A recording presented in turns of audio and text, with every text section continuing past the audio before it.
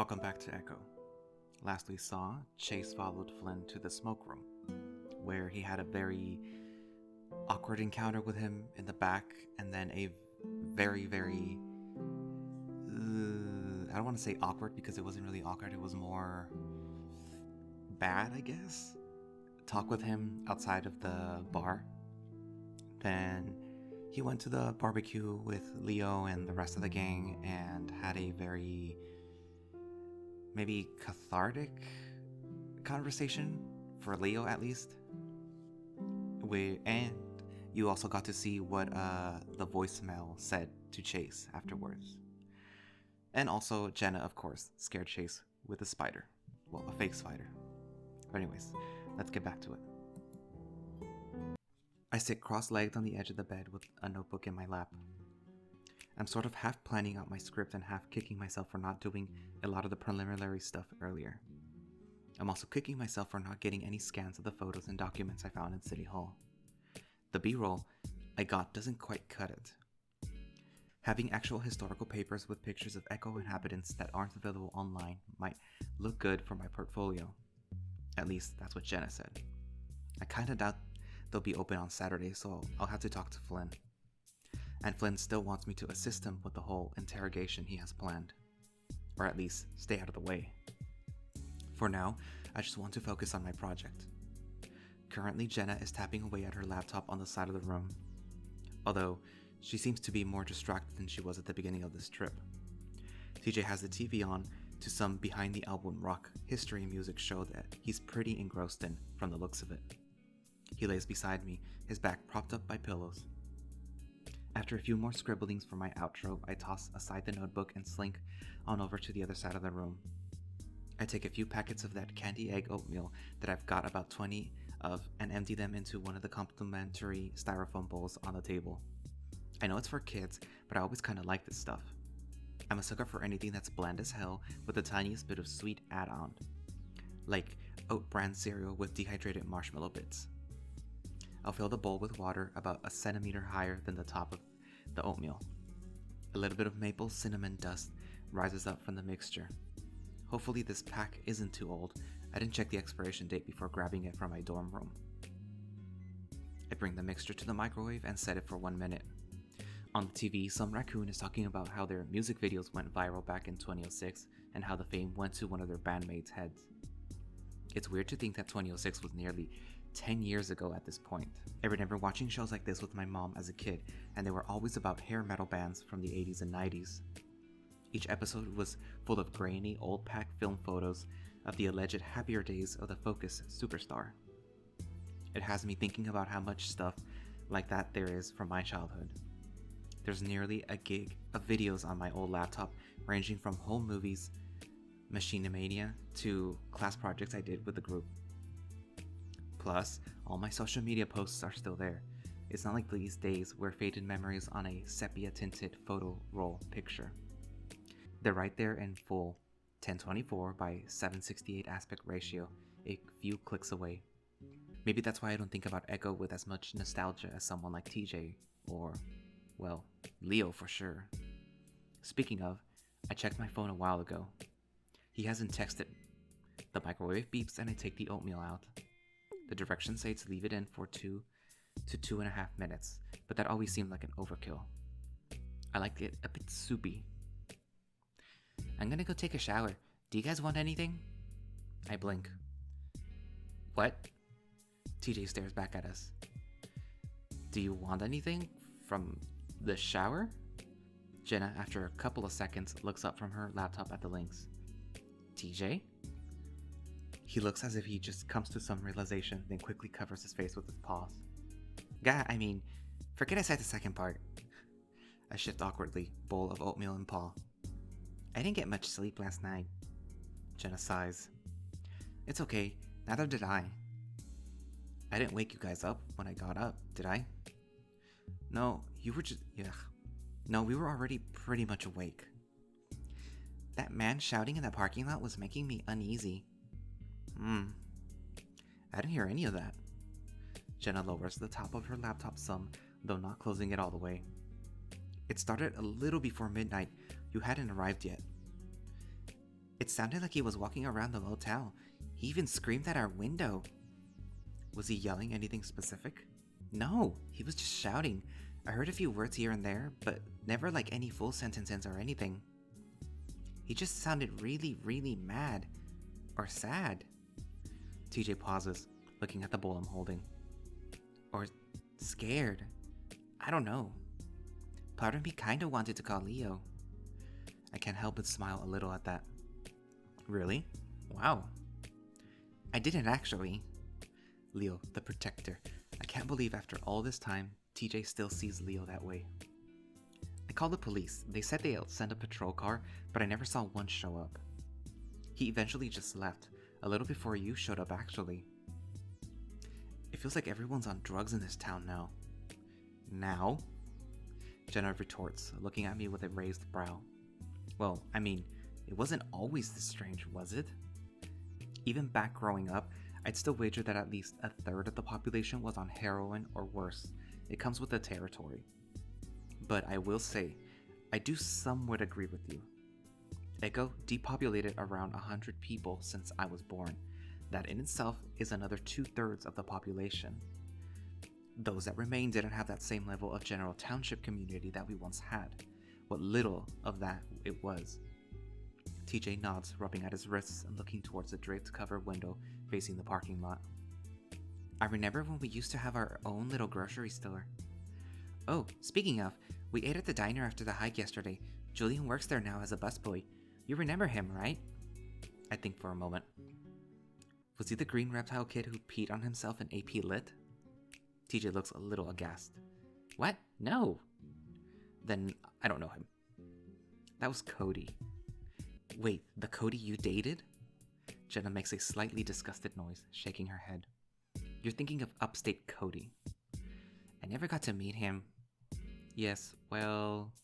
Jenna lets out a little puff of air, pushing up her laptop screen again and typing something. Neither did I. She stops for a moment, turning to look at me.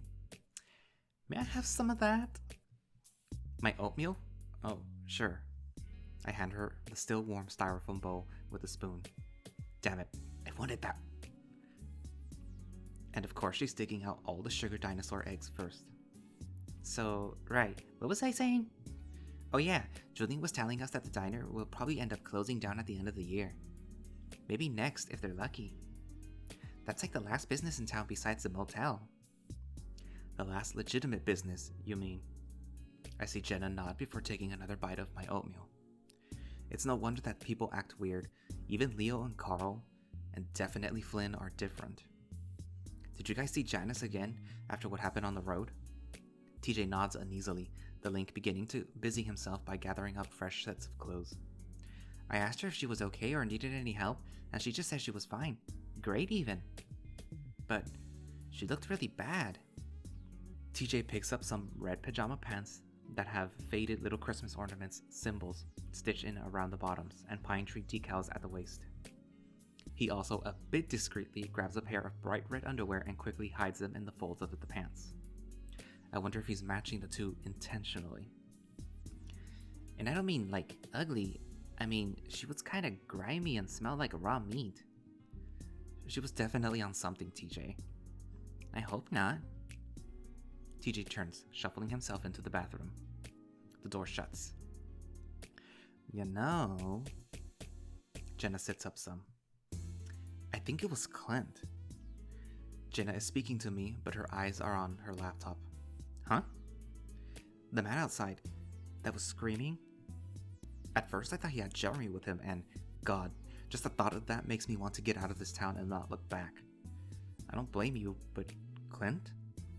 Judging from a popular television, growing up, it seems like everyone alive has had a childhood bully, some of them multiple. We had Clint and his little gang of assholes. Jeremy, Micah, hell, even Heather sometimes. The thing is, in a town of 50 people, escaping your bullies is near impossible. They're everywhere. They hate you, they hurt you, and there is nothing you can do about it. Well, until Leo did something about it. I still remember the squealing noises Clint made as Leo hit him, over and over again, outside his own trailer. Leo didn't speak any English, and they were all a couple of years older than us, but that didn't stop him. I don't know how things would have turned out if he never moved here. The voice had a certain cadence to it that reminded me of him. I resigned myself to the notion that Jenna has eaten all my oatmeal at this point. Moving over to the microwave, I grab another styrofoam bowl and a couple more packets. I can already tell that there's not going to be enough left to really satisfy me. I'm assuming you haven't gone to see Jeremy and the rest of the family either then? No, and I doubt I will. By the way, how are you doing? I look over my shoulder. She seems to be deciding on a font for whatever she's typing away at. Catching my glance, she meets my gaze for just a moment. And I don't mean in general. Any sleep issues? And of course, she changes the subject just like that. Sleep issues, as she calls them for my sake. I pour some water on the oatmeal. No paralysis, just sort of strange, really lucid dreams. I think my subconscious wants me to shave off my goatee. This may be the one time you should listen to your voice in your head. I make a growling noise that comes out a lot less intimidating than I had intended. Jenna doesn't look up. What are your dreams like? I let out a long exhale, placing the oatmeal in the microwave. I don't know. I think I'm just tired and it's mixing badly with my current mental state. I've been kind of crawling in my skin since I got here. I saw a face behind someone's shoulder that shouldn't really be there last night. It wasn't something I thought about as much at the time. I was really upset, but the more I dwell on it, I don't know. I shrug, waving dismissively as I take my bowl. When I look at Jenna again, I can see the fur on her neck has lifted a little. It was probably just the angle though. Are you alright? Jenna looks back at me, and I can't tell if she's debating whether or not to tell me something. I wait. Just made me think about when I was a kid. Hadn't thought about it for years, actually. I pause. Do you want to talk about it? I'm worried I'm about to open up a can of worms. It wasn't traumatizing or anything like that. Well, it was, actually, but it wasn't real. Did you see a face? Yeah, it was a reddish color. Flat, too. Whoa. Yeah, it had a body as well, but I can't really remember exactly what it was like. Did you dream it? No, not really a dream. At least not in the sense that I was asleep when it happened. I just see it walking around in broad daylight sometimes. What the hell? Are there like real solid memories? Like it really happened? I don't know. It usually happened when I was sad or angry, like when Dad was having one of his moments. You mentioning that you saw something while you were upset reminding me of it. I just see it walk past the doorway or sit in the closet. Really? What the fuck? This was a long time ago, like when I was 5. I don't want you thinking I'm crazy, Chase. I don't. I saw things too, as a kid. I mean, more things. Yeah, I think you've told me. I had, and it's something that I really don't want to think about right now. I'm pretty sure it's just something my mind made up because I was under a lot of stress. The brain can make up whatever it wants, really. It's part of the reason I went into the field that I did. I want to figure these things out. Do you see it anymore? At all? She quiets for a while, then shakes her head. No. Saturday. Oh. I stand up after the turnbuckle, holding my arms high above my head and flicking my strong tail behind me. I hear a lot of boos in the crowd, but that's how it's supposed to be. I'm the bad guy, or rudo as they call it here. I'm not actually a bad guy for real though. It's just an act. The flashing of cameras is a little distracting, but nothing I can't handle. I'm good at keeping cool. I reach up, making sure my mask is secure, even my muzzle is covered. I can't risk my identity being revealed. Especially in a match against Tigre Santos.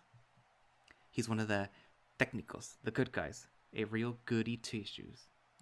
Tissues? He's one of the técnicos, the good guys, a real goody two-shoes. Is that supposed to say goody two-shoes or tissues? I don't trust him. He's too good. I don't trust people that are too good. They're always hiding something. The announcers shout in a foreign language that I don't understand, and I growl, flexing my giant muscles towards nobody in particular.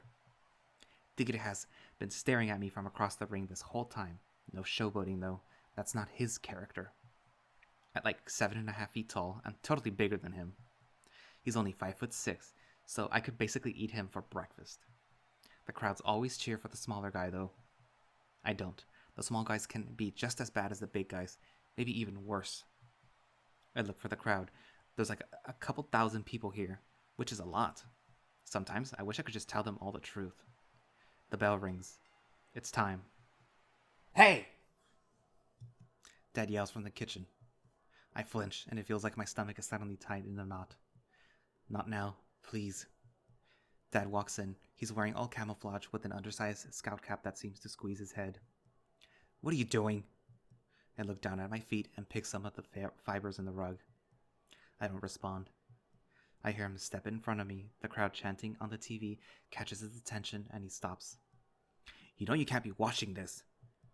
And you also know what today is. You're still in your pajamas. Watching this.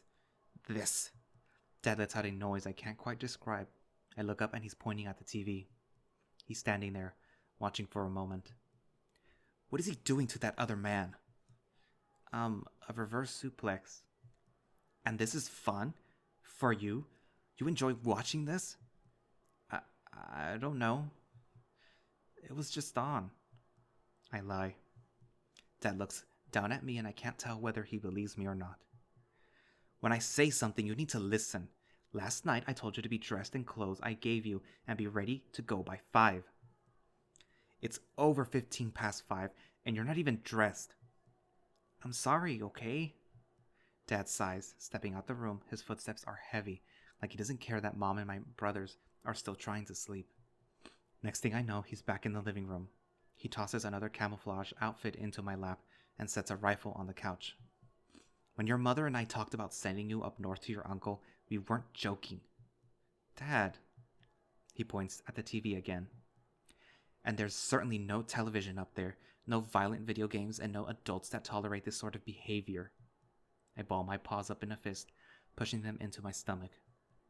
I don't say anything. Anytime you say anything, it makes it worse. Dad looks at my paws, then lets out a strained, amused-sounding grunt. What? Are you gonna hit me? Do you want to punch me now? Is that what you're learning? Again, he's pointing at the TV. His eyeballs are bulging. His mouth is hanging wide open.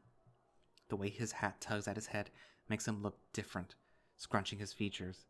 I don't know why he's wearing it. It looks uncomfortable. I'm so sick of your behavior. We are all so sick of your behavior. I feel my breath start to get shaky. Don't cry. Don't give him the satisfaction. Are you sick? He just keeps staring at me, that same expression on his face. I drop Tigre's torso down on my knee, a backbreaker. The crowd roars. I'm grinning beneath my mask, playing up the part through all the jeering and the hatred. They may love to hate me, but that's still love. Tigre has been getting a lot of good blows in, though. Actual blows. He stiff arms like nobody's business. I'm a little bloody, but that's okay. I'm tough. That's my thing. I'm tough. I'm really tough.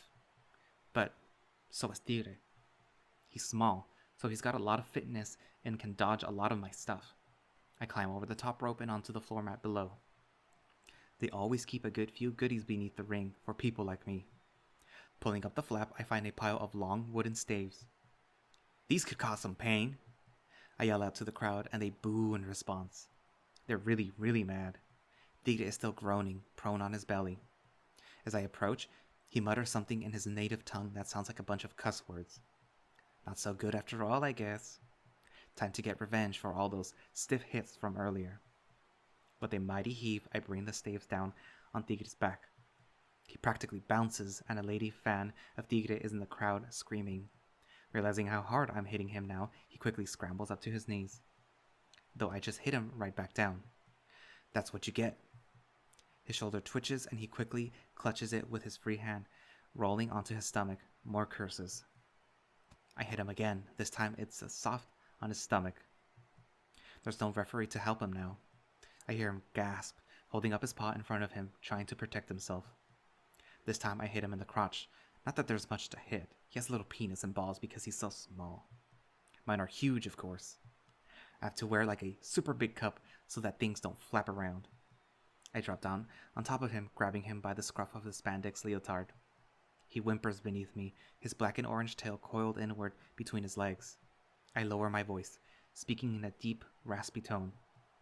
Don't stiff-arm me again like that, or else, Tigre Santos. I think he quivers out in, I won't. He's probably so humiliated now. His eyes are like saucers, looking at me and waiting to see what I'll do next, like completely at my mercy and everything. I bet he'll be really humiliated if I, unmask him. And then I pull him up and hug him in front of everybody. He's so ashamed. I'd show them that I'm the real good guy. Maybe he'd like that and feel better. That's fine too. I place my thumbs beneath the bottom of his mask and pull up. Dad's gunshot rings out loud. It seems to shake the leaves off the trees nearby. Some kind of bird falls to the sky. I think it's a dove because it's all white and stuff. Or at least, it was white. I actually saw pink mist when the birdshot hit it, like in the movies. The rest of the flock keeps flying as if nothing had happened. Dad looks over his shoulder towards me, his breathing heavy. I can see little wisps of fog when he exhales. It's that cold. It seems to take him a while to speak. You see that? Yeah. He smiles tightly. I got him. You did. I'm gonna go grab the carcass. You stay put, all right? Okay. Dad turns back, jogging across the dewy grass towards where the bird fell. I adjust myself some and lean against the nearby trees. I wish I was at home. My friends are probably still sleeping in, enjoying their warm, heated houses and all that. I can't focus here. It sucks, but Dad really wanted me to go bird hunting. I asked him yesterday why he couldn't just do it alone, and he and Mom just got really mad. I don't even know what sets them off anymore. It could just be the littlest thing and suddenly everything's all shitty. My rifle is kinda neat, I guess. It's a .22. I played a zombie shooting game at Chase's place that had the exact same kind in it. It's really, really loud though. Dad made me wear those big ear protectors, but it's still super intense. I swivel it around my arms before bringing the butt up to my shoulder and looking down the sight. I pretend the bush I'm aiming at is a zombie. I could survive in a zombie apocalypse pretty well. Probably. There wouldn't be many zombies in Echo, and nearly everyone in town has guns. I just go to Carl's house. It's already like a fortress, and he has a ton of food and games. We'd be set. I hear Dad's footsteps and quickly lower the rifle. That's right, keep that down. He holds up a pretty messed up looking bird, its neck half missing and blood still drips from the hole there. You've never eaten dove, have you? No. It's like chicken, but stringier. I raise an eyebrow. Like string cheese, but chicken? Not exactly, but, well, you'll have to try it. Okay? Now let's see if you can shoot something. Dad steps behind me, placing his paws on my arms and straightening my posture. Now, remember what I told you. Always fire on the exhale. Don't flinch at the kick either. The gun won't smack you if you've got a good grip on it, and your eye isn't touching the sight. I'm not afraid to shoot a gun like TJ or Carl probably would be. Just a little nervous about the recoil. That's all. Suddenly, Dad grabs my shoulders. Look! Look! Look! He points towards the sky directly above us. A bunch of birds in V-shaped formation are overhead. Those are ducks. Duck is great. You've had duck before and loved it. Now, you can get your own duck. Hurry! Get sighted! I scramble to get the gun aimed up, and my eyes are lined up with the sight. Come on! I'm trying! The ducks are already getting pretty ahead. I can't seem to get lined up right. Give it to me! No, I've got it! The next thing I know, Dad's wrenching the butt from my shoulder and bringing the rifle up to his. It only takes him a few seconds to get ready before firing. And just like before, a bird falls from the flock, plummeting to the ground past the clearing of trees. This time, the flock breaks up and scatters. Dad turns, pushing the length of the rifle against my chest. Take your gun. I clutch onto it with both hands and Dad starts making his way forward. I follow. Why didn't you fire? I was going to the aiming thing, the sight. It wasn't lining up with my eye. I needed to get lined up right or else I was going to miss. Son. And then you yanked it away. You were not listening to what I was telling you, just like what I was saying this morning. Dad's voice raises. You just can't do anything like you're told, can you? My fingers grip my rifle tighter, and it's like everything goes red. I can. You're just being an asshole. I yell so loud my voice cracks. Dad turns, slapping me so hard it makes my ears ring more than the gunshot does. My face burns, and I growl into the inside of my jacket. A lump forms in my throat that I try to swallow down. I'm tough. I'm okay. Who taught you to speak like that? Nobody. Oh no, I think I know who. It was Flynn, wasn't it? It isn't right for you to hang around a boy like that. What do you mean? All the kids around Echo, and you cling to the teenage, potty-mouthed gay boy. And look what happened. He shakes his head, eyes wide again like he can't believe what he's seeing when he looks at me. You defy your parents. You sit around at 5 a.m. watching men grope and hit each other. I'm breathing so hard now, it feels like I'm hyperventilating. Fuck you! Wrestling's cool and Flynn is awesome! Dad looks downright disgusted now, like he's gonna be sick. The inside of his ears are bright pink with flush, too. You were sick. When we get home, we're sending you up north to the ranch. I don't care if we have to pull you out of school right now. You mean the compound? Now he's clenching his fists, his tail arched and still behind him. Your mother and I have prayed and prayed, but son, why don't you ever leave me alone? You're so fucking bad, you know that? Stupid asshole. Dad steps forward, fist raised. I bring the rifle up to aim at him. He stops. You are sick. I've never heard Dad speak with so much hatred before. That being said, I've never been this angry before either. You're pointing a rifle at your own father? Are you gonna shoot me, huh? I just don't want you to hit me! I yell so loud my voice shifts into a shrieking scream, the rifle shaking in my paws. Everything's all blurry and I can feel my nose running. You deserve to be hit. The words make my stomach hurt for some reason. I throw down the rifle onto the grass and face him. No, you do. You're so awful. I hate you so much. You won't leave me alone, you shit. All you do is threaten me and threaten me and threaten me. And Mom doesn't care. Nobody cares. My throat burns and I swallow back a blubbering cry. Dad shakes now. He doesn't even look like Dad anymore. I don't know what in God's name Flynn has done to you.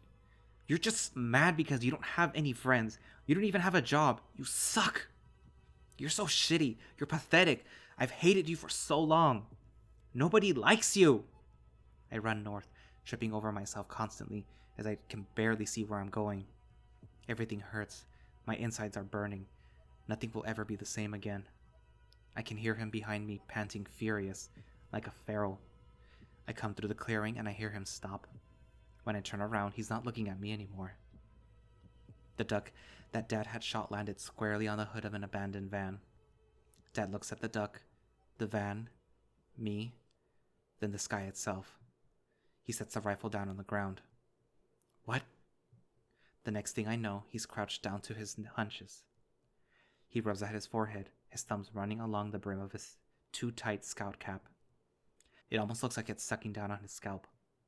I can practically see the veins bulging along his temple. He opens his mouth as if to speak, though no sound comes out. Dad's fingers grip at a loose strand of grass around his feet, as if they were there to keep him tethered from floating away. I hated looking at him like this. What is he doing? He shuts his eyes. Well, more like he clenches them shut, like he got shampoo in them or something. Is he praying? Fucking stupid idiot. God's not real, you know. Son. He finally speaks and he doesn't sound like himself. What? From the hood of the truck, little rivers of blood splay out from the duck's chest, dripping down the front of the grill. Its eyes are still open, even though it's dead. I always thought when something died, your eyes closed and your tongue sticks out. It looks like it's staring at me. Dad doesn't respond, but he finally looks up and sees what I'm seeing. He sucks in his chest as if he'd been struck. He shuts his eyes again. His whole body shakes for a moment like he's having a spaz attack. It's not the same van. It's not the same van. He mutters. I don't want to watch this. I'm about to turn and walk away when I see something move in the back of the van. It's just for a split second, but I swear I see a face through the dusty glass. Son. Dad repeats himself. Dad? Again, there's a flash of fur, like something's bouncing up.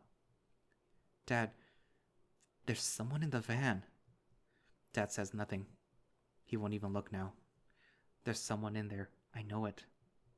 I wipe my eyes with my sleeve, clenching my fists and stepping closer to the rear window. I smear away the dust from the glass and press the tip of my muzzle against the window. Nothing. What the hell? When I step back, Dad gets up to his feet again. He doesn't look angry anymore. Just sad or empty, I guess.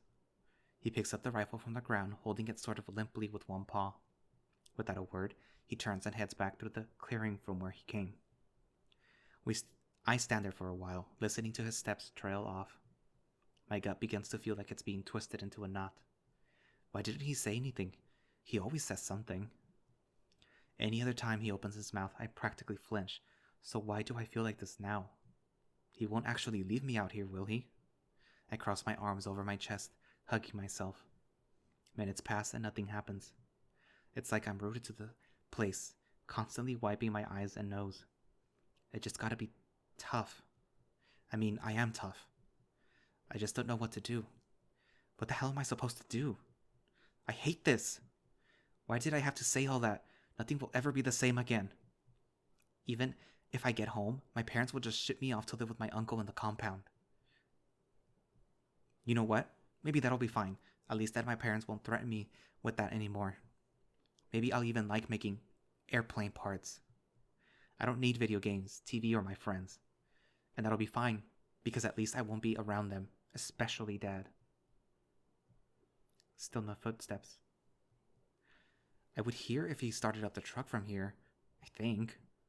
I guess he hasn't left yet. Maybe I should start a fire or something. I could never get one going on my own in the past, but that's probably because I wasn't trying very hard. I look around and start gathering any twigs or dry grass I may find. Everything is still kind of damp though. That shouldn't matter as long as I rub hard enough. Flynn would probably make a joke about that. Or at least, show me what the heck I'm supposed to do. Flynn is the outdoorsy one of the group, who knows all the survival stuff by heart. Which is weird because he's gay and all. He's like the least gay acting gay guy ever. I remember once he told me that liking girls is too girly for him. I guess that makes sense. He's not like the kind you see in the movies or how my parents describe him. I sigh, sitting down and splaying out a little bit of dry grass and twigs with a single coarse stone in the middle. After that, I take 2 of the sturdiest looking sticks and begin to rub them together like they do on TV. Here I am, rubbing a bunch of faggots. And of course, nothing happens. They're getting kind of warm, but they won't rub right. Not enough friction, I think. I grit my teeth, letting my heavy tail flop down on the soil beneath me. I don't even care if it gets dirty now. The pads on my paws are starting to get really hurt, so I bite the inside of my cheek. I look down at the pile of twigs and think I see a spark. I quicken the rubbing only for the twig to slip and scrape along the edge of my paw. I cry out in pain as the thin line of blood appears on my fur. Ugh. I inhale sharply. This is so stupid. I hate this. I throw the sticks down and cover my face with my paws, sucking at my own cut. What am I doing? God, what am I supposed to do? I rock myself back and forth slowly, remembering what the school counselor told me. Imagine these feelings are a physical thing that you can hold. Then take a deep breath and begin to rip these feelings apart as if they were pieces of paper that you didn't want anymore. Finally, imagine a calm place, a happy place, somewhere you can be alone and at peace. I sniff, making little ripping motions and closing my eyes. I won the fight. People in the crowds can't believe it. I look across the sea of faces. They all hate me. Well, maybe not all. I know there's one in this crowd who doesn't. I see him in the back where he usually likes to be. Dad's still standing there, his eyes puffy. Dad, please! You were right for once. I swallow back a bubbling sob, wiping snot from my muzzle. It's been so long, I can't take this anymore. Stop it! Things used to be different. He inhales raggedly, tugging at the end of the facial scruff with one free paw. I used to feel things in real time. Now, it's all like a memory of a thing. He continues to stare at the van. Like this isn't happening. It happened. It will happen. I don't know. It don't matter. I feel his paw tug tighter on the rifle. No, no, no, no, please stop. I pull back on my end of it. You know you can't stop me. I love you. I love you. Please stop. He's not even crying. He's just standing there, only turning to look at me whenever he pulls the barrel of the gun closer to his chin. I wish I was stronger. I really, really wish that I could move away, forget it ever happened, move on, find redemption in the Lord. It's never that simple, is it? I don't know what you're talking about. My voice is shrill and hoarse at this point. Sometimes I can't even speak. I want to call out for help, but there's no one around. But Eliza had to move back here, and I loved her. So I had to grin and bear it, as they say. He wets his lips. I can't. He rolls his eyes in a strange, exaggerated fashion. Anytime I try to escape, be like physical-like or through some other diversion, it all just keeps coming back to me. I just going in circles. I begin sobbing at his pant leg, clinging to it as I pull as hard as I can on the gun. It's never enough. He won't let go. Let's just go home, okay? Please, let's go home. I'm sorry. I'm sorry. Dad says nothing. Something stirs from within the back of the van. Even with my vision blurred with tears, it's clearer than it was before. It's a face. Dad begins to move again, bringing the rifle end up to his chin. No, no, no, no, please! I grab Dad's paw, trying to pull his fingers away from the trigger. I yank as hard as I can. No eyes.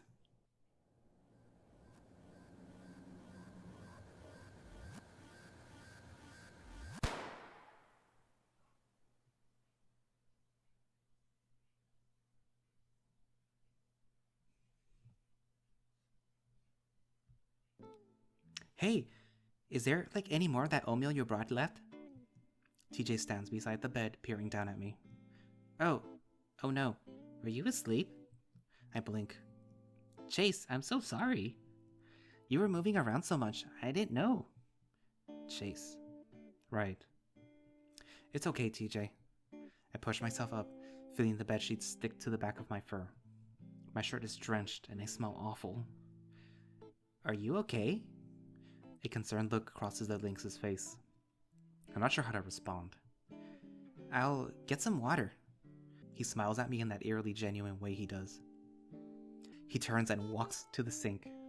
There's a subtle sound of oldies music coming from behind me, the suite next door. Sunlight peeks in through the beige drapery, but everything outside is just a pale glow. I can't gauge what time it is. I try to move my paw. It's slow to react. Every piece of my body is tingling with a sort of damp vibration. Sleep paralysis? But I'm awake, and I moved just a second ago. Maybe I'm just dehydrated. I blink again and see floaties dance in front of my eyes, blob swirls and smiley faces that flee whenever my gaze catches them. I let out a long exhale through my nostrils and shift my weight from my tail behind me. Today is Saturday. Today is the day. And isn't it a beautiful day today? Did I say that out loud? He holds the polystyrene cup directly in front of my muzzle. I can smell it. The water. Way too mineralized, like a foggy calcium broth. But calcium can't hurt you. It's just bones. Like a clockwork automation, I feel my arm jerk and rise, grasping the cup and bringing the contents to my lips. I finish it in like 3 swallows. Water. It's been so long since I swam, and I'm starting to really feel the need to do it.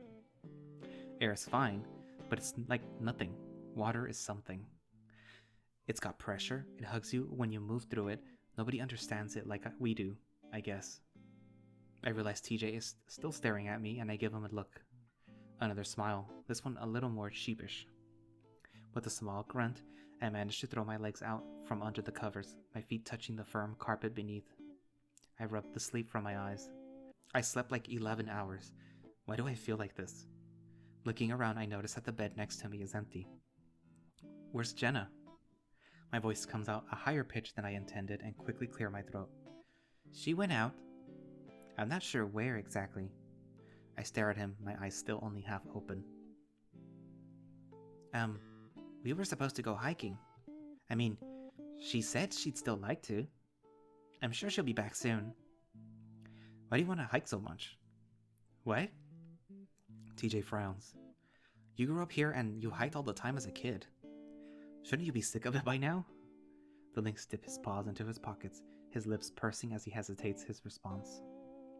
Well, my parents didn't want to go out too far or anywhere too dangerous. There's still a lot of trails I haven't been on. This is Echo. You can see everything around you for miles. There's not much a surprise when you can see the entire trail.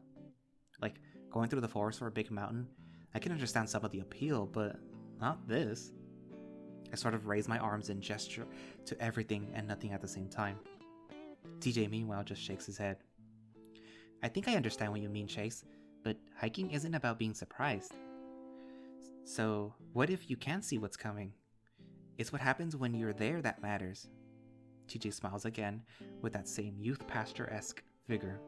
I can tell he's genuine, but there's always that feeling I get that there's something going on beneath those blue eyes that's not right. Growing up, I always chalked it up to his unwaveringly hypocritical dogma in contrast to my whole liking dicks thing. But now, I don't know. It was never enough to bother me too much, but I'm starting to wonder if this is what Flynn sees too. Jenna ate the last oatmeal. Ah, I guess I'll stop by the diner again then. I wanted to check up on Janice anyway. What are you gonna have? I don't know. I'm not usually the breakfast type. When I wake up, everything in my mouth just tastes gross and it kills my appetite. Oh, yes, I understand. TJ nods, turning to move back to the mini fridge. He opens it, staring inside as if looking hard enough will make a fruit parfait appear. That being said, I'm starting to miss the student union food court, something fierce. I think I hear TJ chuckle a little. You would really like our campus cafeteria. We've got cereal bars with around 25 different types of cereal to choose from. You can even make your own protein bars and that sort of thing. It's really cool. That actually sounds pretty good, even though my palate sort of tastes like a mix of sawdust and barf right now. The lynx pulls out a wrapped rice treat, peering at it with a squinty expression. That's a creative way of describing that. I'm almost not hungry anymore. He holds up the treat, the blue foil catching the window light in a bit of a curious way. I'm not sure why this is in the fridge. Oh, I just threw the whole bag of stuff I picked up at the convenience store in there. Would you like this? Yeah, sure, I'll take it. TJ nods, tossing the treat in a gentle arc my way. I almost catch it. Ow. I rub the end of my snout as TJ looks at me wide-eyed. Oh, crimey, that hit you square, Chase. I'm sorry. That's okay. I'm still waking up, I guess. I begin unwrapping the foil package. I'm gonna eat this and shower, okay? Not at the same time, right?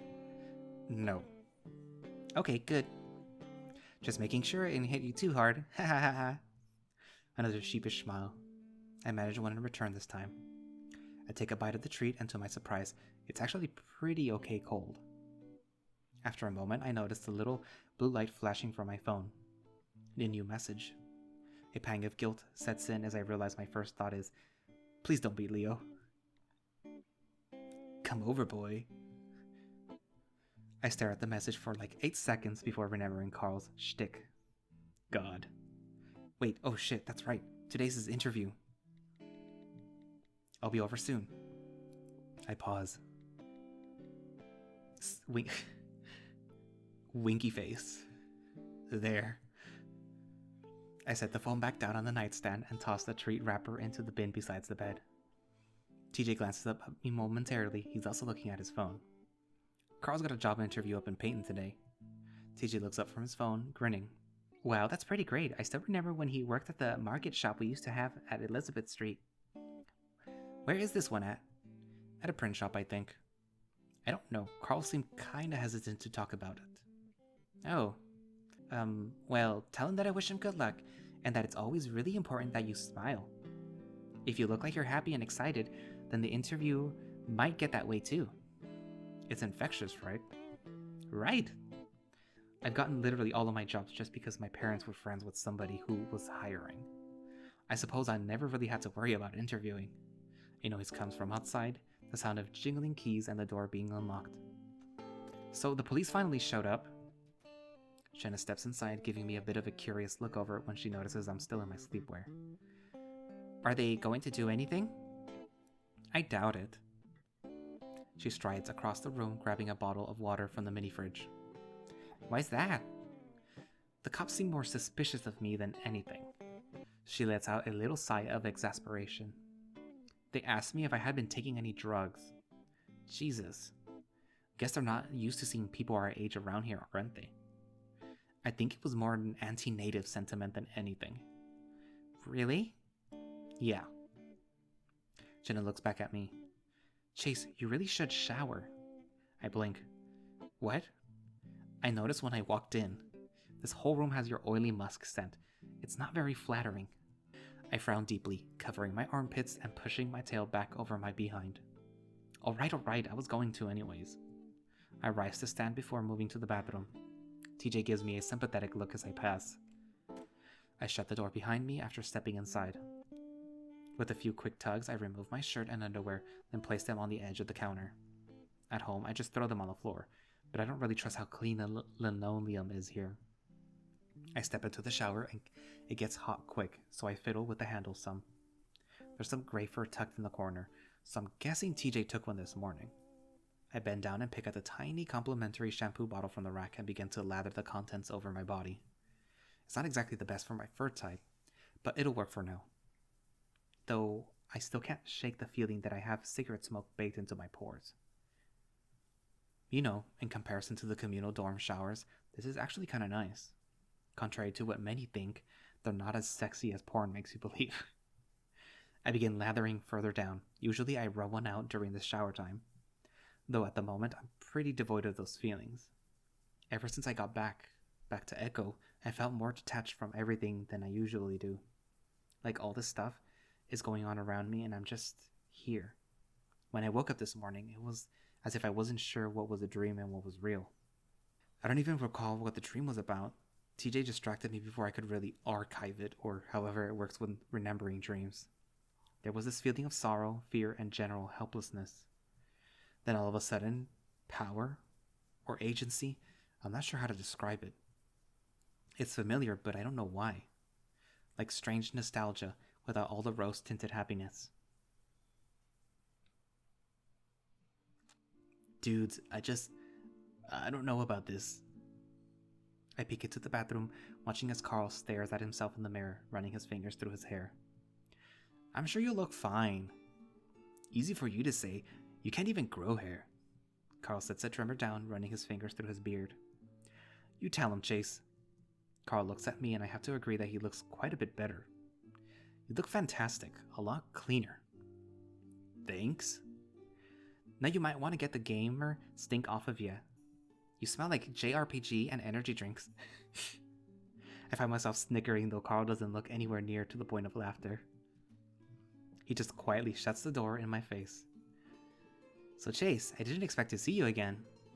I look over to Daxton, who's standing beside the bathroom door with his arms crossed. Neither did I.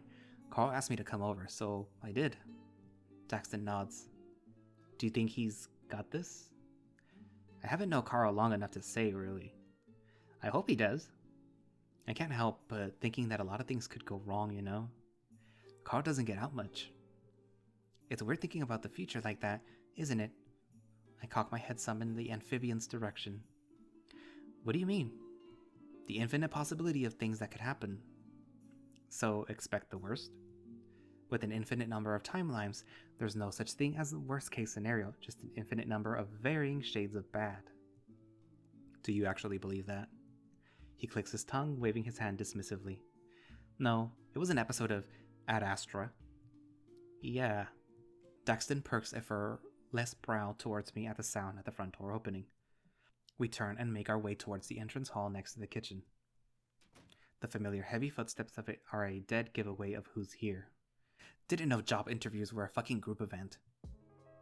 Flynn's tall form meanders in, carrying a few Tupperware containers and a plastic bag. He doesn't look at either of us.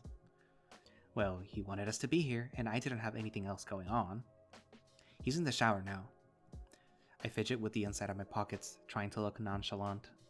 Daxton's big blue eyes dart from me to Flynn, then back again. I have to go pee and something. I'll be right back. Flynn's mouth twitches as if he's about to call Daxton back, but relents. Instead, he sets the bag on the kitchen island and begins rifling through it. His large tail twitches and he furrows his brow, seemingly trying really hard to concentrate on whatever he's doing. Which, as I look closer, is essentially just rearranging the Tupperware in the bag over and over. Flynn? He stops. He shifts his gaze towards me, and I'm at a loss of what to say. Part of me wants to call him a fucking weird, hypocritical asshole. The other part, well, I'm not really sure about the other part yet. Maybe if I just broach the topic of Chase. None of this shit matters. He gestures between us. I'm not gonna try to speak cryptic to you here, about feelings and shit. I just need to know that you're gonna keep your promise, okay? He's frowning down at me, but his expression is more uneasy than outright stern. Flynn. Fuck. His fist hit the countertop, and the next thing I know, he's moving around the kitchen and grabbing paper towels. The lasagna is goddamn leaking everywhere. It's like a fucking menstrual pad in there. Why'd you bring lasagna? Because Lardass needs to eat something besides pizza and self-hatred for a change. As opposed to you who eats salads and self-hatred. Shut the fuck up. At least I have a self. What's that supposed to mean? What was that supposed to mean? Flynn doesn't respond, the Gilla busy with stacking paper towels beneath the bag before shoving it into the fridge. I hear the sound of hooves on floorboards and turn around. Carl had shuffled into the living room so quietly we didn't even notice. How does it look? He looks good, but I'm more concerned with the fact that he looks more insecure than I've ever seen him. He shifts from hoof to hoof, not making eye contact at all, his fingers pulling at the rolled up sleeves. Very nice. You kinda look like you're pledging Alpha Lambda, but it works. What? Carl looks over at me and I give a start, realizing how bad my silence must have seemed. You do look great, Carl. But, Daxton chuckles and Carl's eyes widen. What? The beanie. Do you always wear that thing? Carl lifts a paw to it. Usually. You can't wear that. How do you even get it on? No, it's stretchy, and my head fur looks awful. Seriously, you can't wear that beanie to an interview. Carl's getting all fidgety again, so Flynn butts in. Don't wear it. Oh, come on. He looks sad and angry at the same time, which gives me a pause. You go to work with your shirt half off. I'll wear it if I want. This is my interview. Usually Flynn would banter back and calling Carl a stupid dumbass or something of that nature, but he says nothing. After a couple of seconds of silence, Daxton coughs. Daxton looks at me, then back at Carl. Well, I reckon that's alright. Carl sighs and shifts around again. We watch him expectantly. Dudes, this feels weird is all. It's new, you'll get used to it. I pull out my phone and look at the time. Alright, we need to head out. We should get there early. As we head to the door, Daxton makes as if to follow us. Flynn turns around to face him as Carl heads out the door. Hey, Daxt. He stops. What? After the interview, me and Chase and some of our other friends, we're going to be doing something. Wait, is Carl on board with this plan too? Daxton raises a brow. Oh? So, could you fuck off for a bit? Jesus, Flynn. Part of me wouldn't mind a guy with Daxton's attitude present at what will surely be the biggest downer of the week. And to keep Flynn in check. Daxton doesn't budge, giving Flynn an indiscernible look. After a while, Flynn just sighs, rubbing his brow. It's got to do with personal stuff. Oh, really? See, why didn't you just say that? You wouldn't want to come. There's going to be some heavy shit. Are you the heavy shit in question? Flynn says nothing. After a moment, Daxton just exhales and shakes his head. Just let me know how the interview goes. As the salamander passes me, he speaks in a hushed tone. You deserve better, man. I look down at my feet before heading out to the car. You don't. Carl still looks confused after Flynn and I came out of the car without Daxton. Where's Dude Man? I make a show of buckling my seat. We'll talk about it after your interview. What? He's not coming? He's the guy who knows the guy who runs the place. Yeah, well, you weren't gonna bring him inside with you anyway. Carl stares at the dashboard as I back out, pretending to be distracted as I muster up something reassuring. You know, Carl, you should talk about some of your art while you're in there. I hear it's good to look like you have a passion, especially one that's tangibly related to what you do. To be honest, I have no clue what sort of skills you need at a print shop. I look in the rearview mirror at the Ram, who still isn't saying anything. Hopefully not many. By the way, Flynn. Flynn's nostrils flare as he braces himself. The big lizard had to back his seat up all the way to give himself enough leg room in the tiny sedan. I need to stop by City Hall before, well, before we do the thing. Why? He responds with a wiry dryness. I need to scan some of the photos to a thumb drive. I forgot to do that when I was there last. I know where everything is I need. Shouldn't take more than 10 minutes. Yeah, okay, I got my keycard in my wallet. Flynn scratches his groin idly, looking out the window as we pass the diner. I'm kinda surprised he didn't protest more. Carl stays quiet as we drive to the rest of the Echo, and I swerve to avoid all the potholes. As I'm merging onto the freeway, Flynn speaks up. I cooked you some shit to celebrate you joining the workforce and such. Fancy-ass organic store ramen with this spiced sausage stuff and lasagna. Same recipe that my uncle used. That's, premature, right? If there's a food reward waiting for you, your fat ass can do anything. I resist the urge to nod in agreement. Hope you're right. We fall back in silence, and I stay that way for the remaining 20-minute drive. Carl gets more nervous the closer we get. I can see his knees bouncing up the corner of my eyes as he stares out the window. Flynn reaches back and puts a hand on one of them as we pull into the parking lot of the print shop. The Gilla mutters something to the Ram, and I can't make any of it out. You look awesome, and you're going to do amazing. Carl starts taking deep breaths, staring out the windshield. Just be yourself. Everyone loves a relaxed employee. I wish you'd let me have a smoke before we left. Yeah, and go into an interview smelling like pot? Great idea. Carl giggles nervously, but otherwise doesn't move. Do you want us to go in with you? Carl shakes his head quickly, unbuckling his seatbelt as he opens the car door. No, man. I'll be fine. Okay, cool. I'll be waiting. He looks to Flynn, who just gives him a little nod. I grin at him, but he just shuts the door and ambles up to the print shop. He pushes on the door, and when they don't move, he pushes harder, shaking the glass. I start to open my door to tell him to pull instead, but he seems to figure it out before I have to and disappears inside. Oh, Carl. Fucking hell. I look over and Flynn has his palms over his face. I sigh, leaning my seat back.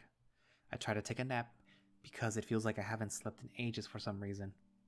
Though the heat beating down through the windows starts becoming too uncomfortable.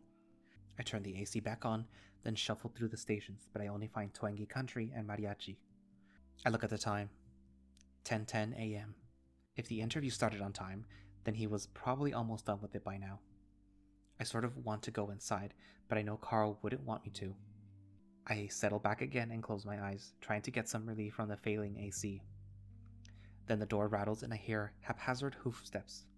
I open my eyes, but no one's there. Flynn doesn't seem to have noticed, his own eyes closed.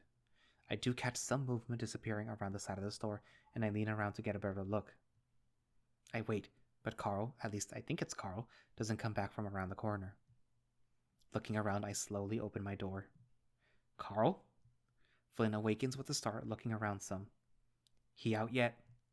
Nothing. Carl! I yell it, but he doesn't come out. Feeling some dread build up in my stomach, I get out of the car and slowly walk around the side of the building. Flynn joins me. The hell's going on? It's an alley between the print shop and what I think is a laundromat.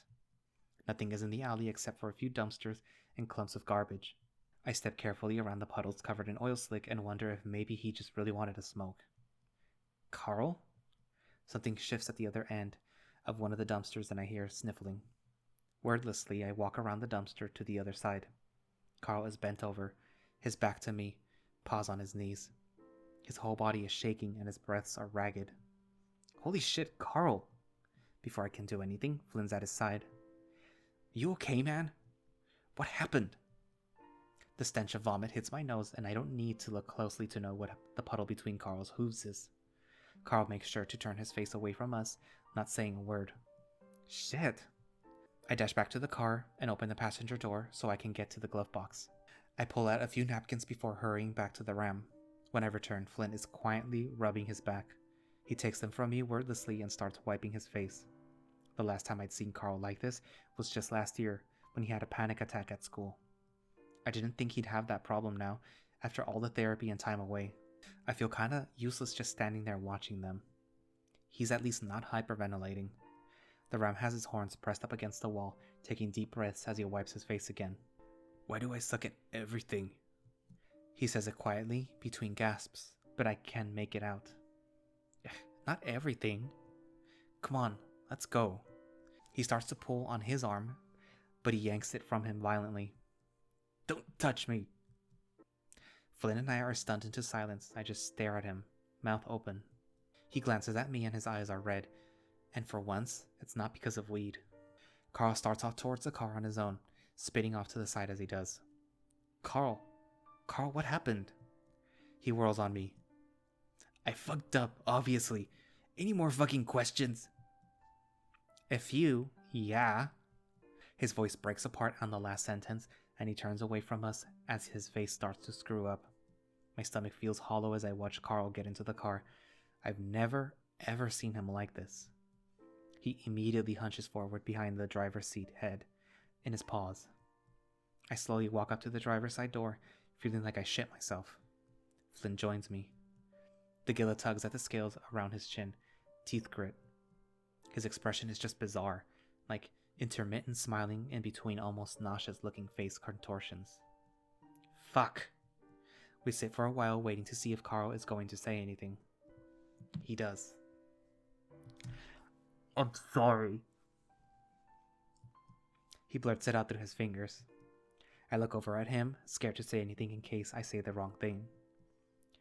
It was just a disaster, dudes. He takes a deep, shuddering breath. He could tell I wasn't into it right away. It was awkward as fuck. He leans back and tugs at his shirt. This shit isn't me, and they know it.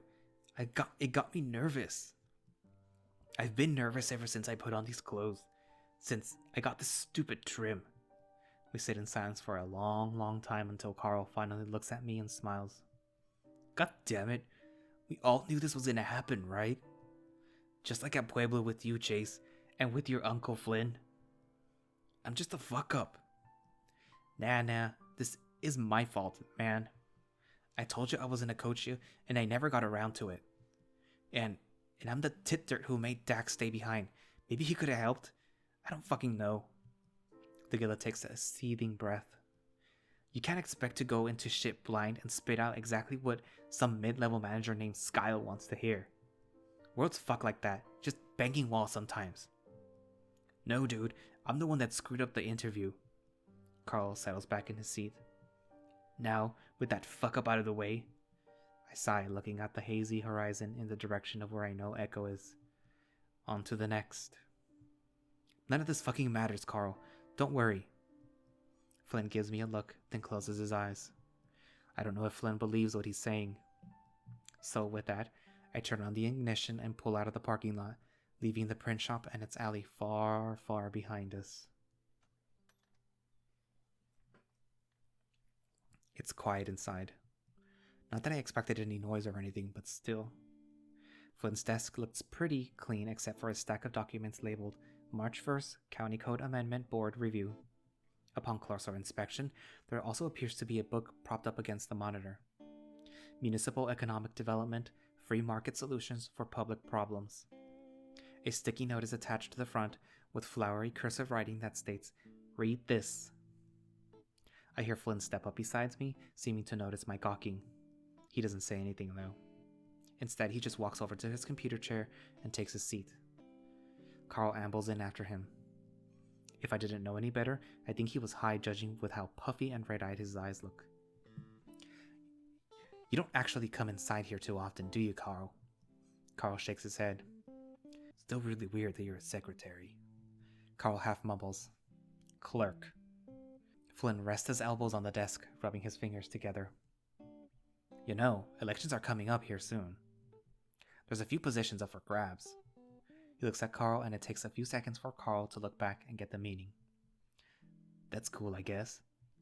Flynn opens his mouth, pauses, then speaks. Maybe even the clerk position.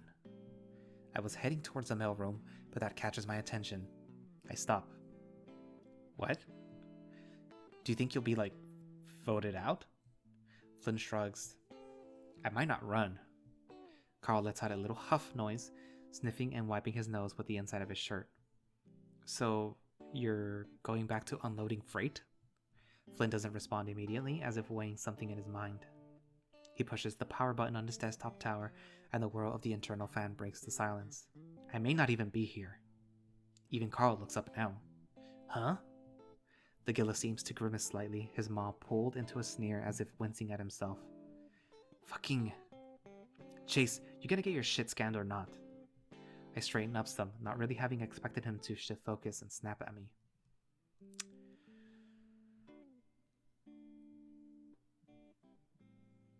I know why he's not gonna be here. And that's because he is gonna head up north. But let's head to the mailroom and do our, stuff. As Flynn said, none of this matters.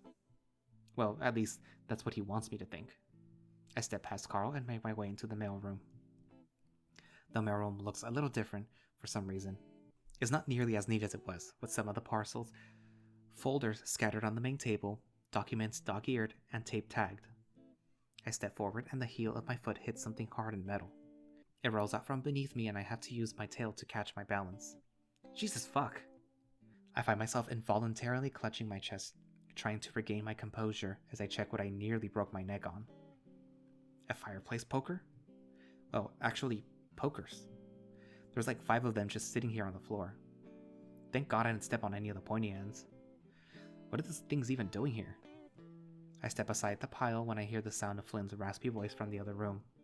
I can't quite make out what he's saying though. For now, I decide to just focus on the project. It looks like some of the folders I went through are still on the desk. I thought I put those away. Maybe the mayor was checking to make sure I didn't take anything or was just curious what I was looking at. Well, it doesn't matter now. It actually cuts down some of the work trying to find most of this stuff. I plug in my keychain thumb drive to the printer and begin scanning. I can't help but think about Carl and the print shop while I'm at it. He's basically been on a giant summer vacation for the past 2 years with no real worries about money or anything.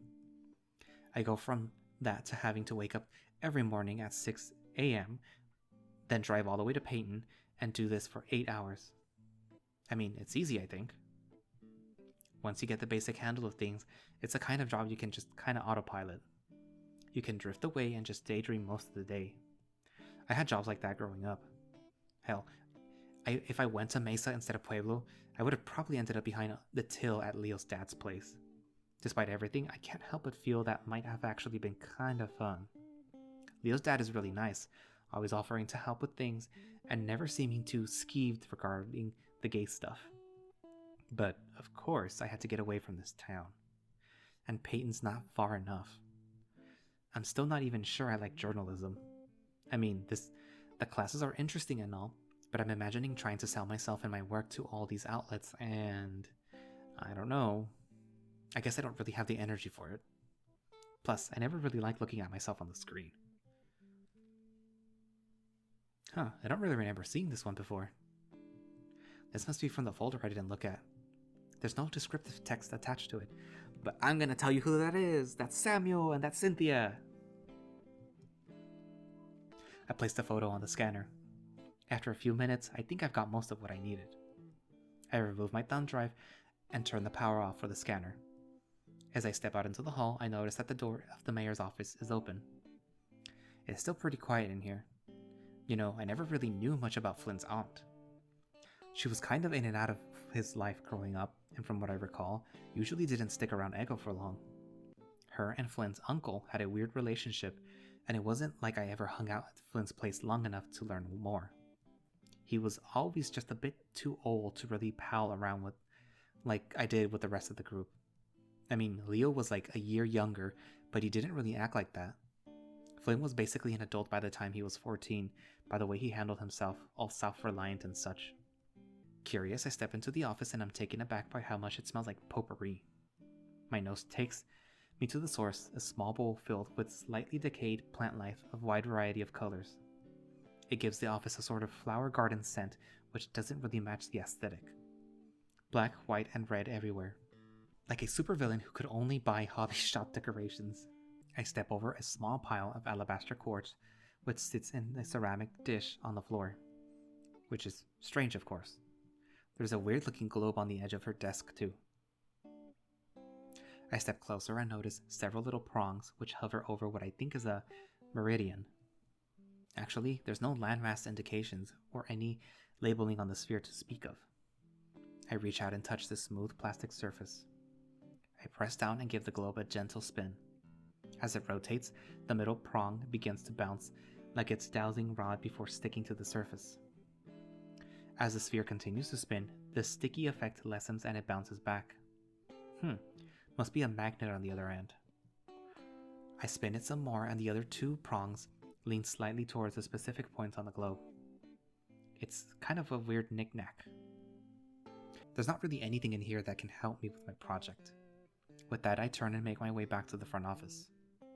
Suddenly, a familiar lynx rounds the corner. Chase? What are you doing here? He stops in his tracks, fidgeting with himself. The feline keeps rolling and unrolling the bottom of his shirt. I don't see any sign of Flynn or Carl. Hi, TJ. I was with Flynn and Carl. I'm scanning some stuff for my project. Oh. He frowns in acknowledgement, nodding. How did Carl's job interview go? His frown shifts to a tepid smile, waiting for my response. Not good. And just like that, it's gone. Oh. Well, there's a lot of work in painting. He'll snag one eventually, won't he, Chase? I fold my arms over my chest. I think he might need to go over some stuff before trying again, honestly. Anxiety and all that sort of junk. TJ nods. Weren't you going hiking? TJ glances to the side, seeming to eye each open doorway with a sense of wariness. Flynn texted me. He said he wanted to talk to me. You know, about what happened at the lake. I blink. And you agreed? My voice comes out more surprised than I intended it to. Again, TJ nods. TJ, you don't have to. It's my decision, Chase. I want to help. I sort of knew this was coming when I came back. And I know it hurts Flynn. Despite his words, TJ doesn't look remotely confident, the lynx shifting restlessly. But I didn't know that you would be here, though. I don't know exactly how to respond to that, so I pull up my phone and tap away, giving the lynx an understanding nod. Sort of the Carl maneuver, I guess. Well, don't worry, TJ. It'll be okay, I think. You think? We're back. Carl got sick again, puked all over the historic hanging tree. Carl offers a meek wave, which freezes when he sees TJ standing next to me. He quickly shoves both of his paws into the front pockets. Flynn notices TJ as well. He doesn't show any sign of nervousness. Jesus, is this really happening? He moves over to us and rests his behind on the back of his desk, his large tail wrapping around it. There's something about the sight that accentuates how damn huge he is, and I can't help but wonder if he's doing it on purpose. Carl remains motionless by the front door. We lock eyes for a moment, but our attention shifts as Flynn speaks. Thanks for, showing up and stuff. TJ says nothing, the lynx standing next to a small pot, which he keeps bouncing his foot up against. I see Flynn's Adam's apple bob, the gilla wetting his palate like his whole mouth has gone dry. Meanwhile, Carl looks like he's about to be sick again. I want to stand next to Carl.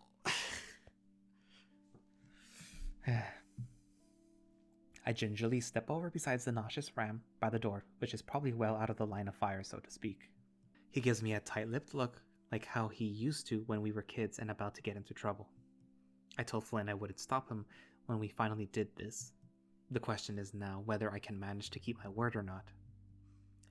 TJ, you can sit if you want.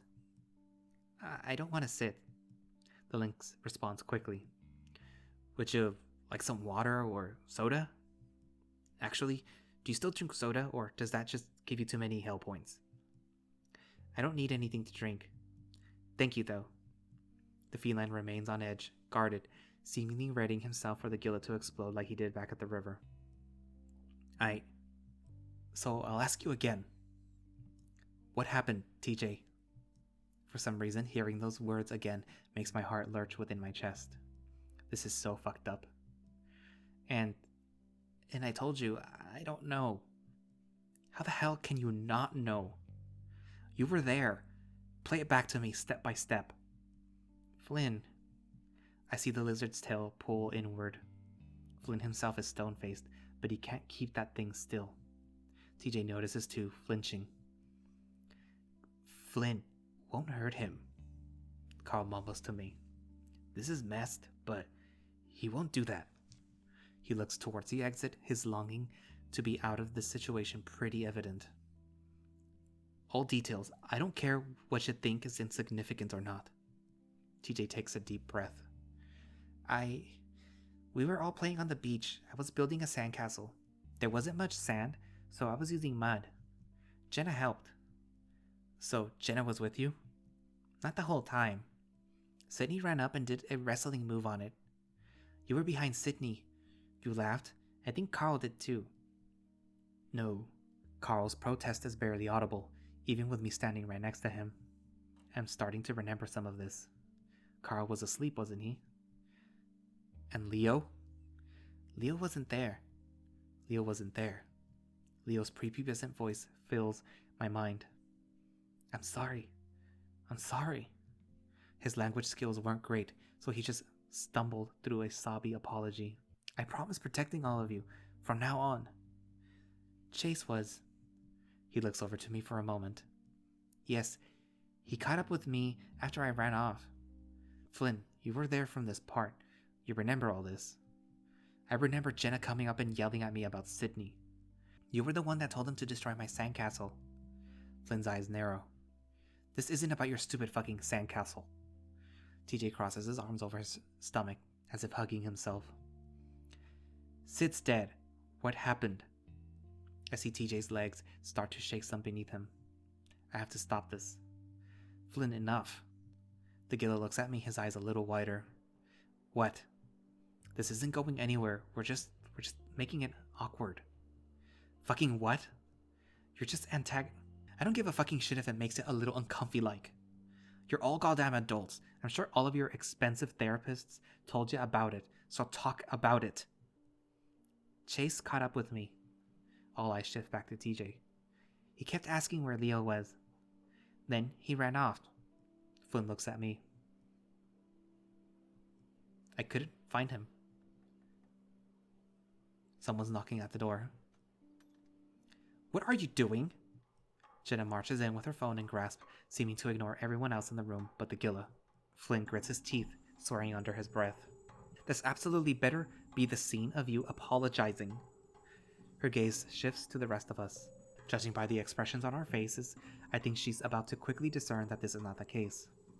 You are completely out of line. Jenna, not now. TJ came here of his own volition. You're disgusting, you know that? You get pleasure out of toying with people. You always have, no matter how much it hurts them. She stands in the center of all of us, speaking in a clear, solid tone. It doesn't seem to matter that she's over a foot and a half smaller than Flynn. Like I was saying, TJ came here of his own accord. The others can vouch for that. There's only so much that can be of his own accord when you're just harassing him with text messages all week. Sydney was my best friend. I'm fucking entitled to know what happened. You are entitled to nothing. Jenna retorts quickly, speaking in a tone that's as sharp as a knife. The room goes quiet. Jenna's glare is unwavering from Flynn, who's looking at the floor now. Finally, she speaks again. It would be best if you just left now, Flynn. You're in my office. Your office? She lets out a quick, exasperated breath. You're a receptionist at a publicly funded city hall for a town of barely 50 people. You need to get over yourself. Leo pushes his way past Carl, the wolf also looking at his phone. Flynn! Carl and I do our best to get out of the way. He doesn't even notice me. Flynn stands straight up. What? You know what? The wolf seems to put himself in between the Gila and TJ. Flynn just blinks, holding up the flats of his large hands. I'm not going to hit him, Jesus fucking Christ! Suddenly he looks straight at Carl. I told you, it's a goddamn conspiracy. Jenna lets out a disgusted noise. Is that what you think? It couldn't possibly be your track record of manipulating, self-centered, and downright mean-spirited behavior? Flynn clenches his fists. Y'all are so fucking quick to damn me. All I want to know is the truth. I feel Carl's arms bristle against my own. It's happening again. I lean closer to him, replying back. I know. The truth is that Sydney had an accident and died. And you are completely unable to accept that. You are not the only person who has lost someone. Your way of making yourself feel better is by bringing everyone down with you. That's unacceptable. You can't let go, can you? Just a total control freak who thinks they know what's best and who deserves what. We all know you hated Sid the most. Hell, you told Carl you were glad that he was dead years ago, and guess what? He told me. Carl looks down at his hooves. Jen is about to speak again, but Flynn cuts her off. TJ, go on from where you left off. We get 1 week with our old friends, our family, and you ruin it, man. TJ still holds himself tight. I need to do something. I step forward.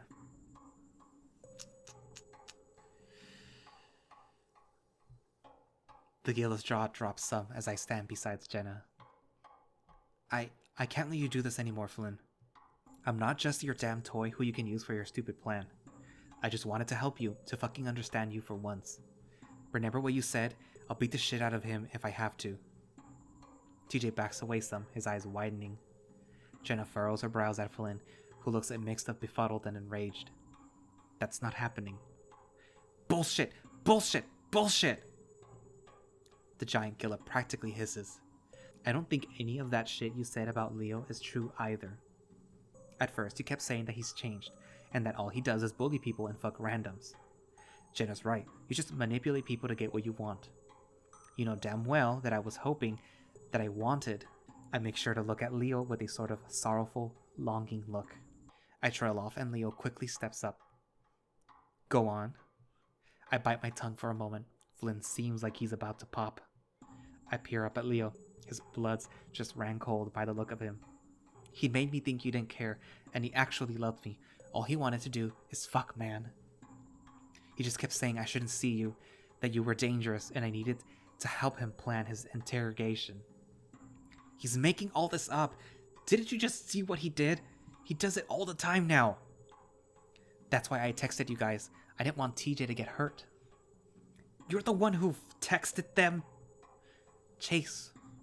Next thing I know, Leo is bending down to scoop me into his embrace, his muscled arms around my back. It feels good, despite the circumstances, and I hug him back. What the fuck? You false motherfucker! Flynn? Jenna, you have to. Just shut up. The look on her face is absolute repulsion at this whole situation. Man, it's been a long week. I mutter. I feel the wolf just shake his head, his cheeks rub firmly against mine. Fuck yeah, it has. What? No. Carl speaks up from the corner of the room. His voice is faint, but we all hear it. Dudes, Flynn wouldn't hurt TJ. I don't know why you guys think that he would. Even if he did say it. Carl's voice peters out meekly. Leo pulls back from me and I feel a weird sense of loss. Maybe I'm just touch-starved or something. This sort of bad business sounds like him. Yeah? I felt in my gut you were trying to tell me something yesterday at the party. I should have caught on sooner. I knew it. I just knew he was trying to take you, Otter. Even Jenna gives Leo a bit of a sidelong look. And was manipulating Tej, that too. He adds quickly. TJ just keeps frowning, his face plastered with a blank stare. I don't pretend to understand this whole Chase Flynn thing, but almost none of that sounds like him. You think I'm just some sort of femme fatale type that's seducing poor fucking innocent Chase to do my bidding? Absolute balls. You're full of shit. You fucked him. I know as much. Oh yeah? Deduce that from more spying through my fucking windows? No, Chase told me himself. This catches the Gila off guard, enough for his next torrent of profanity to get stuck in my throat. Oh yeah? I fucking sullied his goddamn virtue, sure. Just ruining him with my corruptive cock. Jesus. Leo says nothing, unable to bring the words to reality. He shakes his head, and I think I can see his fangs start to bare. Flynn throws up his arms, letting out an exasperated exhale. Yeah, Leo, I fucked him. And he moaned like a... Leo tosses such a fierce slug of a punch at Flynn's face that it looks like he vibrates in place. The Gila crumbles to the floor. Leo!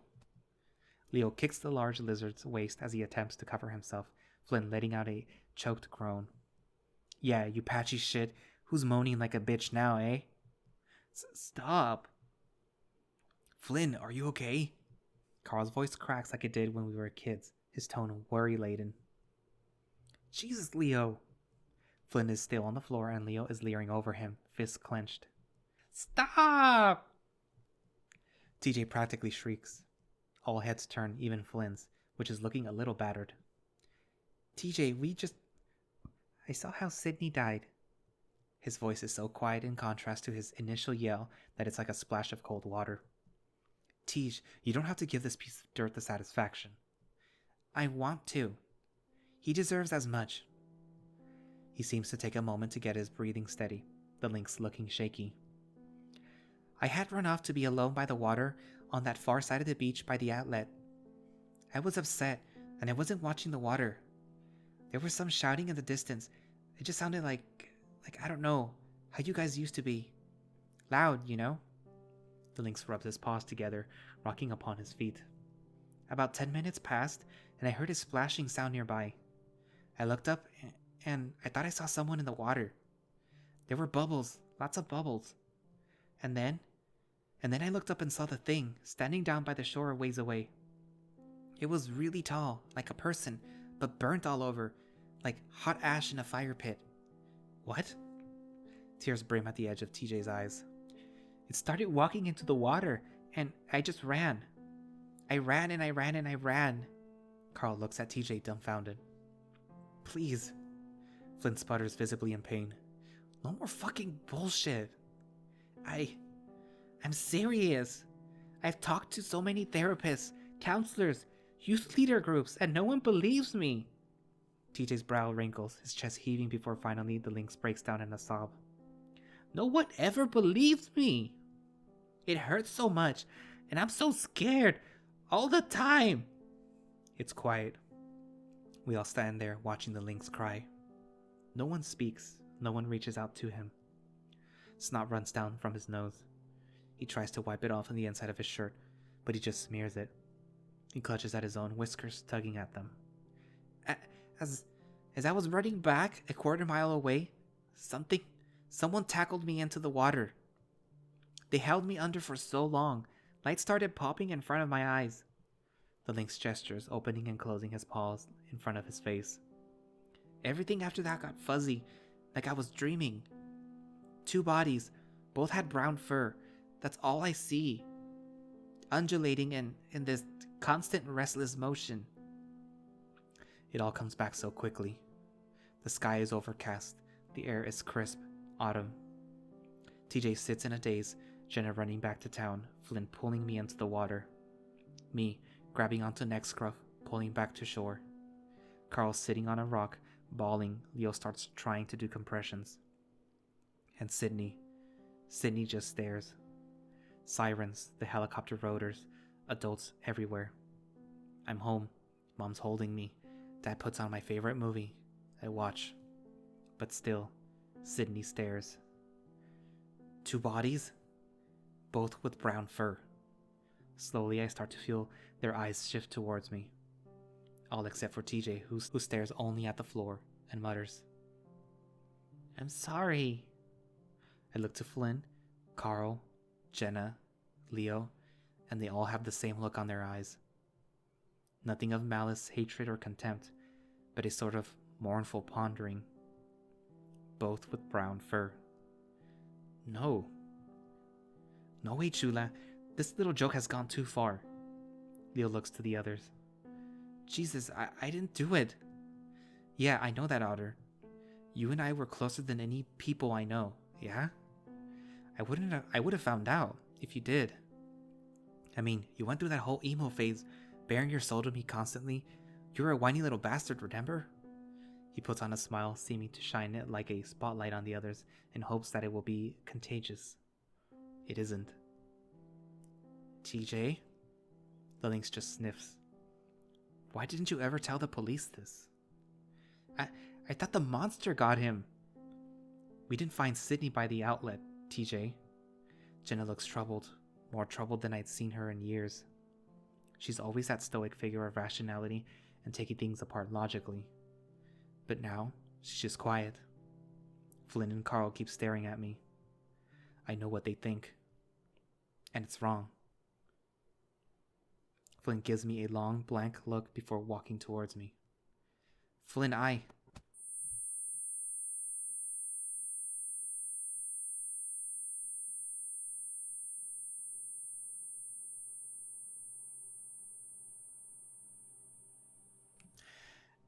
And that's where I'm going to leave it for today. I guess kind of a quick, what's it called? Kind of a cliffhanger. But yeah, the truth has finally come out. And in front of everybody this time. But yeah.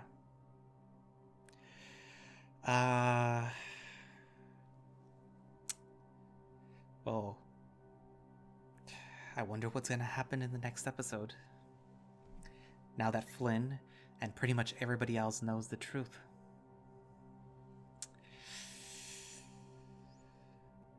Things can only go downhill from here, right? Well, anyways, thank you all for listening. And if you guys want to play Echo or Route 65 or The Smoke Room or Ad Astra or Kamiya, there's links down in the description.